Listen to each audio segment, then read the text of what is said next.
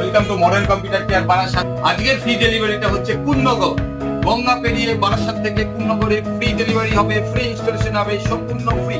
আজকে যাচ্ছে 1 লক্ষ টাকার একটা পিসি, আজকে যাচ্ছে জ্যাপনিক্সের একটা 360 লিকুইড কুলার সাপোর্টেড একটা ক্যাবিনেট, একটা যাচ্ছে i5 14 জেন প্রসেসর, সঙ্গে যাচ্ছে একটা গ্রাফিক্স কার্ড 3060 এবং মাদারবোর্ডটা B760mAh।